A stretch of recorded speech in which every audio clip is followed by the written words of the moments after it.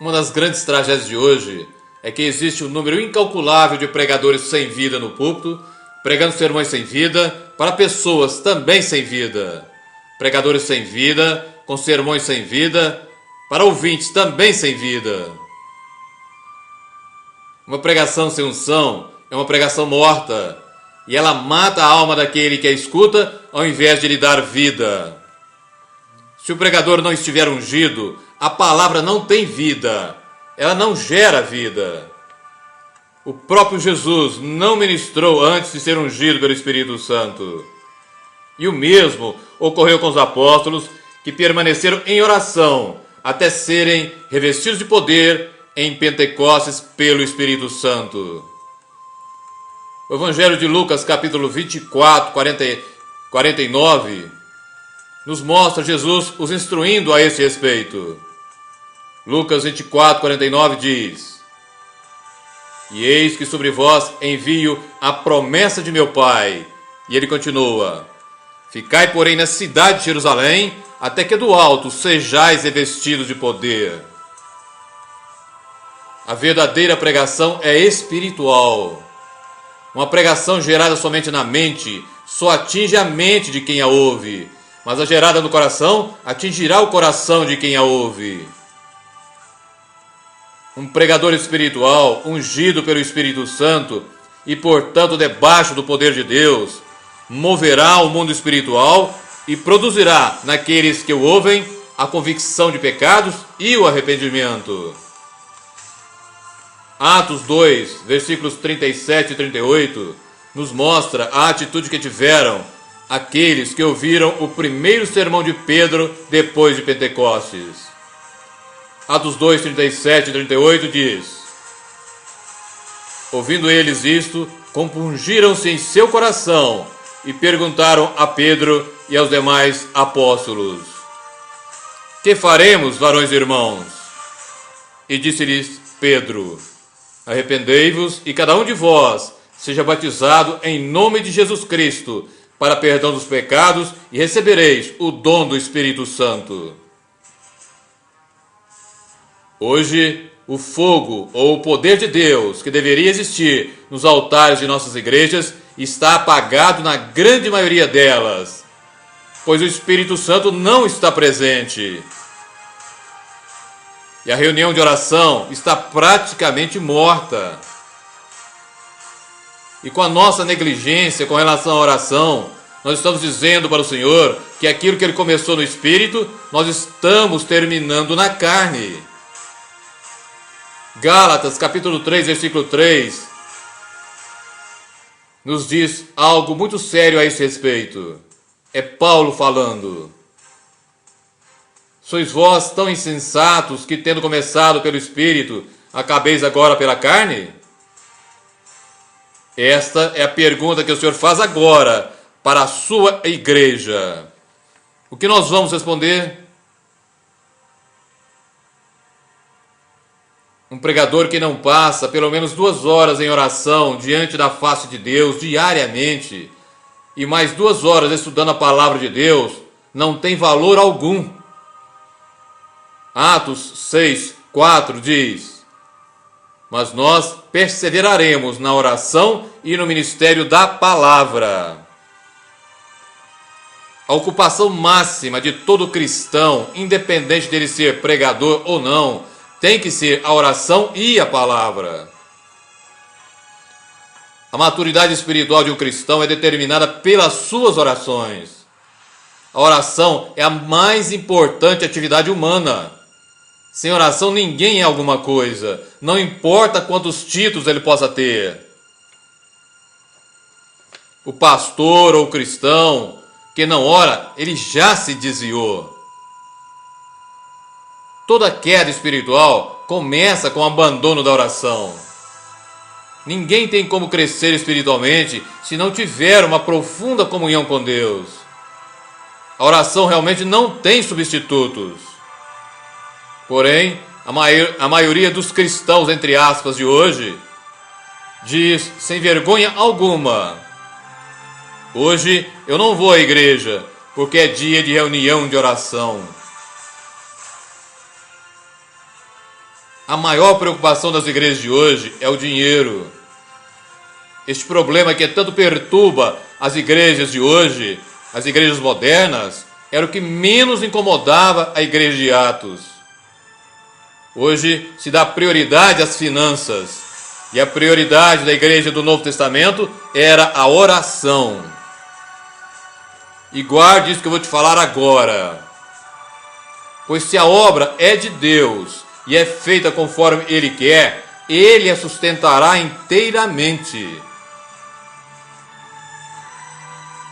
Os pastores atuais estão declarando com as suas atitudes de mendigar e mendigar insistentemente, seja no rádio, na TV ou na internet, por sustento financeiro, que o seu ministério não procede de Deus e que é dele somente. Eu repito, que o seu ministério não procede de Deus, mas que é dele somente. O poderoso Evangelho de Jesus, essa é a terrível tragédia dos nossos dias.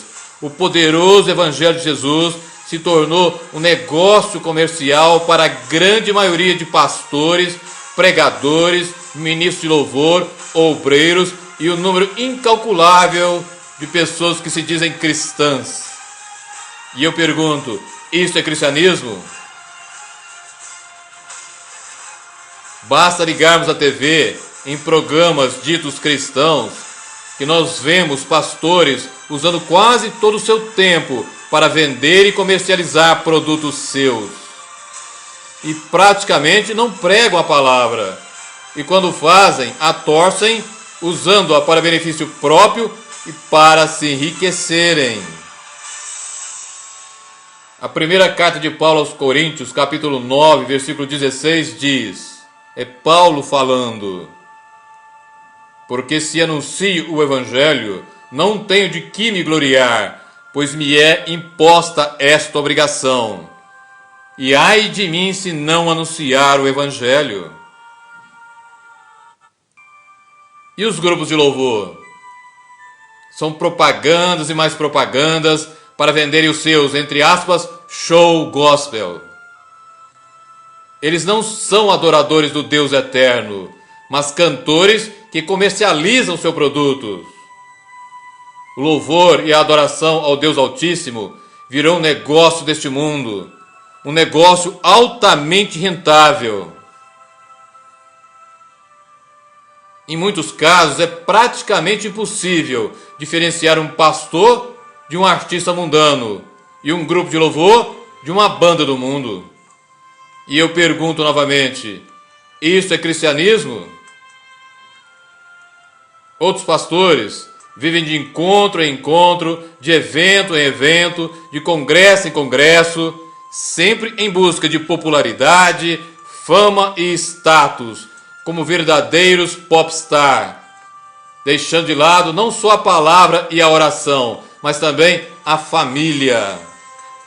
E a primeira carta de Paulo a Timóteo, capítulo 5, versículo 8, diz o seguinte, mas se alguém não tem cuidado dos seus, e principalmente dos da sua família, negou a fé e é pior do que o infiel.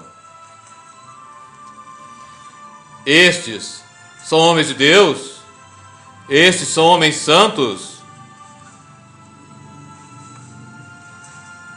Os verdadeiros homens de Deus são homens de profunda oração. Os verdadeiros homens de Deus nunca se exaltam a si mesmos. Eles não se vangloriam das horas que passaram em oração. Eles batalham contra principados e potestades e suportam as cicatrizes do conflito espiritual. A presença e a santidade de Deus acompanham esses homens, pois eles vivem diante da sua face. Os outros, os homens, que se vangloriam nos púlpitos, não são guerreiros de oração, e nem são homens santos, e muito menos homens de Deus. Eles anunciam quantos países já visitaram, onde pregaram, onde são conhecidos. Porém, eles não são conhecidos no inferno.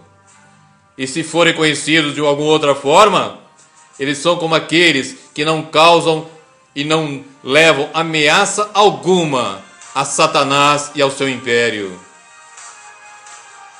Hoje, o que nós mais precisamos é de uma escola de oração. O que mais precisamos hoje é de uma escola de oração. Quem se candidata a ser o professor? Quem se candidata a ser o professor numa escola de oração? A nossa pobreza na oração é a causa fundamental de todo o fracasso da igreja moderna. Pois homens superficiais na oração são superficiais também em todas as outras áreas da vida, e principalmente na pregação. Pois eles podem ter a oratória, mas não a unção do Espírito. Pois a unção do Espírito Santo vem como consequência de uma profunda vida de oração. A unção do Espírito é fruto da intimidade com o Todo-Poderoso. E o segredo da oração é orar em secreto, pois o véu foi rasgado. Entre então no Santo dos Santos, tenha sede de Deus, tenha sede da sua presença. O Salmo 42, versículo 1 e 2 diz: Como o servo brama pelas correntes das águas, assim suspira a minha alma por ti, ó Deus. A minha alma tem sede de Deus, do Deus vivo. Quando entrarei e me apresentarei ante a face de Deus? E veja agora o Salmo 63, versículos 1 e 2. Ó Deus, Tu és o meu Deus, de madrugada te buscarei. A minha alma tem sede de Deus, a minha alma te deseja muito em uma terra seca e cansada, onde não há água, para ver a Tua fortaleza e a Tua glória, como te vi no santuário. Você que me escuta, permaneça a sós com Deus, fique com Ele no seu quarto de oração, não tenha pressa em sair da presença do Todo-Poderoso. No quarto de oração, todos nós ficamos desnudados, pois estamos diante daquele que tem os olhos que são como chama de fogo, estamos diante daquele que não pode ser enganado, nem influenciado, e que é a fonte de todo o bem.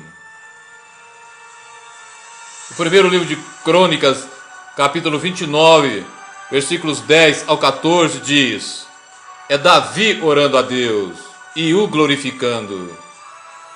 Bendito és tu, Senhor Deus de nosso Pai Israel, de eternidade em eternidade. Tu és, Senhor, a magnificência e o poder e a honra e a vitória e a majestade, porque teu é tudo quanto há nos céus e na terra. Teu é, Senhor, o reino, e tu te exaltaste sobre todos como chefe. E riquezas e glória vêm de diante de ti, e tu dominas sobre tudo, e na tua mão há força e poder, e na tua mão está o engrandecer e dar força a tudo. Agora, pois, ó Deus nosso, graças te damos e louvamos o nome da tua glória, porque quem sou eu e quem é o meu povo que tivéssemos poder para tão voluntariamente dar semelhantes coisas? E ele termina dizendo: porque tudo vem de ti e da tua mão tu damos. Nunca abandone a oração. Ela é o único meio para chegarmos até o Altíssimo Deus. Toda a sua vida depende da oração. Ela é o teu sustento maior. Sem oração não há vida espiritual. E é na oração que reside o poder supremo. Coloque isso no seu coração e viva em oração, em profunda oração, buscando sempre, cada dia mais, a face do Altíssimo Deus. Em nome de Jesus. Amém e amém.